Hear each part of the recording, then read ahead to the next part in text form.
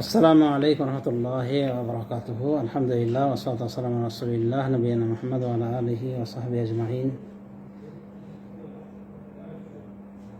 ওয়া বা'দ, ফাকাদ ক্বালা আল্লাহু আযজা ওয়া জাল্লা ফি কুরআনিহিল কারীম ওয়া ফুরকানিহিল হামিদ, ফা'লাম আন্নাহু লা ইলাহা ইল্লাল্লাহ ওয়া ক্বালা রাসূলুল্লাহ সাল্লাল্লাহু আলাইহি ওয়াসাল্লাম তালাবুল ইলমি ফারিদাতুন আলা কুল্লি মুসলিম।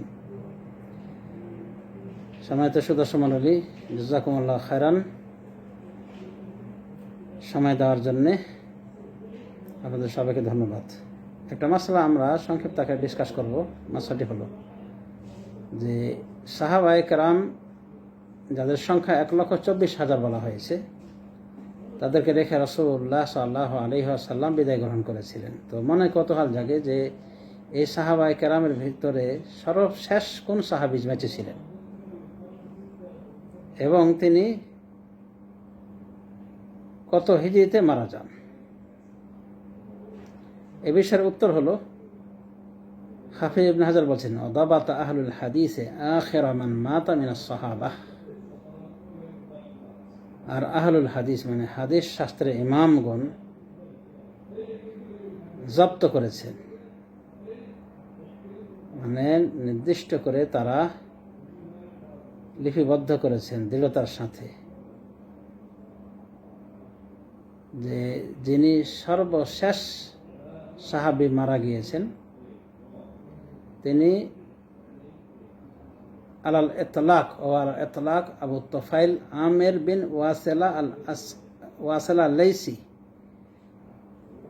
তিনি হলেন আবু তুফাইল আমির বিন ওয়াসিলা আল-লাইসি, মানে এই সাহাবী সর্বশেষ মারা গিয়েছেন, মানে সাহাবায়ে কেরামদের মধ্যে হতে। কামা জাযযামা বিহি মুসলিমুন ফি সহিহিহি, যেমনটি দৃঢ়তার সাথে ইমাম মুসলিম তার সহিহ গ্রন্থে উল্লেখ করেছেন। ওয়া কানা মাউতুহু সানাতা মিয়াহ, আর তার মৃত্যু হয়েছে 100 হিজরিতে। ওয়া কিলা 70, আরো বলা হয়েছে যে তার মৃত্যু হয়েছে 107 হিজরিতে। ওয়াকিলা সানাত সাবঈন ওয়া মিয়াহ বলা হয়েছে, আরো বলা হয়েছে যে তার মৃত্যু হয়েছে 107 হিজরিতে। ওয়াকিলা সানাত আশরিন ওয়া মিয়াহ, আরো বলা হয়েছে যে তার মৃত্যু হয়েছিল 110 হিজরিতে। ওয়া মুতাবিকুন লিকাউলিহি সাল্লাল্লাহু আলাইহি ওয়াসাল্লাম, আর এই কথাটাই রাসূলুল্লাহ সাল্লাল্লাহু আলাইহি ওয়াসাল্লামের কথার অনুকূল, যা তিনি বলেছেন তার মৃত্যুর 10 বছর আগে। আলা রা'সি মিয়াতি সানাতিন লা ইয়াবকা আলা ওয়াজহিল আরদি মিম্মান হুয়া আলাইহাল ইয়াওমা আহাদুন। রাসূল কি বলেছেন হাদিস হিসেবে? আলা রা'সি মিয়াতি সানা, মানে 100 বছরের মাথায়, লা ইয়াবকা আলা ওয়াজহিল আরদি, জমিনের বুকে থাকবে না, মিম্মান হুয়া আলাইহাল ইয়াওম, আজকে যারা রয়েছে জমিনের বুকে এদের কেউ থাকবে না 100 বছরের মাথায়। ফাথুল বারি 7 নম্বর খণ্ড, অনুভবে দেখা যেতে পারে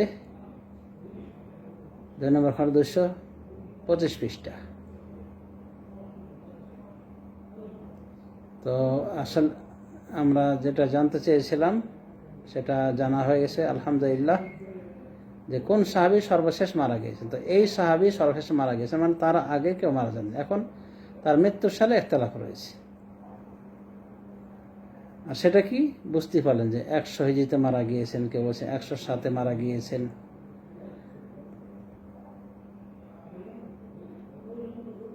তো এভাবে ইখতিলাফ হয়েছে। কেউ বলছেন 110-এ মারা গিয়েছেন। হাফিজ ইবনে হাজার এটাকে প্রাধান্য দিয়েছেন যে 110 হিজরির কথাটাই সত্য, কারণ নবী সাল্লাল্লাহু আলাইহি ওয়াসাল্লাম বলেছিলেন 10 বছর আগে, মৃত্যু 10 বছর আগে,